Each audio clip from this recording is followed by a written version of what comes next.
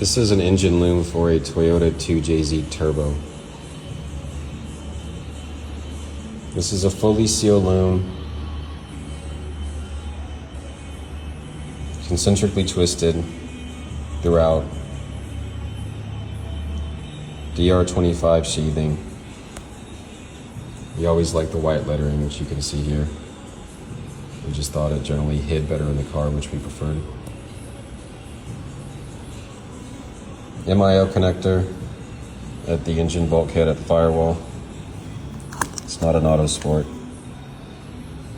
At MIO, this is a 2461 plan form, so size 24 shell size and 61 pins, all size 20.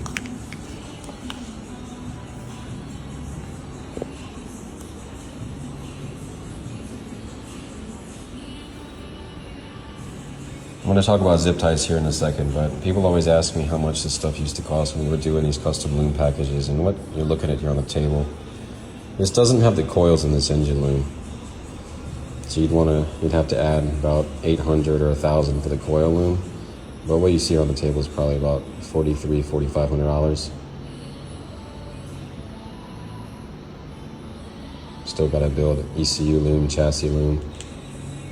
Any front and rear stuff, corners for example. Those streetcar builds that we did were usually 16 to 20K in wires, and then if we were doing a more dedicated race car, it was just somewhere between 35 to 50K plus by the time we got done. That didn't include the hardware.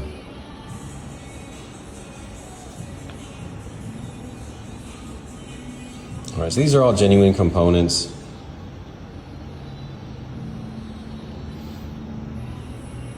Labeled, so sort of the standard practice of what you got with us when you had us build your wires for your car.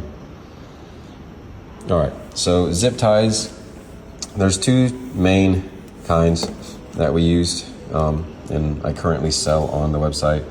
So, and to clarify too, T&B and Panduit both make same product type line. So, Panduit, T&B. Doesn't really specify what type of zip tie per se. All right, so this zip tie first here, these are the low profile zip ties, and these are great for at the breakout bundles of the loom. So when you have a loom coming into a transition, a breakout boot, and then it splits into different legs, those low profile zip ties, which the ones I stock are the Panduits, these are a great option for securing the legs after the breakouts.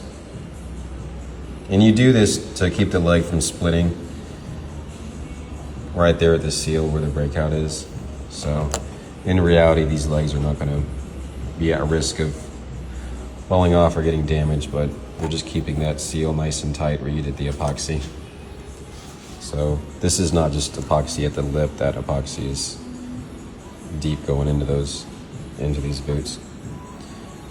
So those low profile zip ties are great at the breakouts. They've got a non-conductive tang, so they still have good tensile strength.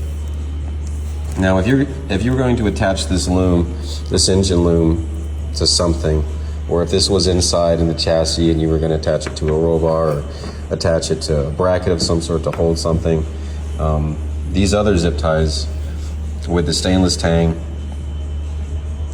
this is what I would be using instead of the low profile ones here. So these are, I believe, T&B, all the TY2 XXX part numbers, so TY like 232 or TY27MX, for example. That's what those are. So if you're going to put them on the loom, use the low profiles. If you're going to attach the loom, use the ones with the stainless tang, which have the larger head. And you'll see too on the low profile ones, they're nice because they don't add much width to the actual loom. So I see pictures and videos of all these really nice pretty looms, and then you just see this giant zip tie head on the end. And I wish I could just send them low profile zip ties and swap them out. So in terms of attaching the looms, most people are familiar with the through hole that ACT sells. These T&B makes these two pieces. They're TC105 is the part number, TC105 for the silver one. For the black one, I think it's TC105B. But these are a great option. You can put some epoxy. We just use RT125 to adhere these to the vehicle. But these are great.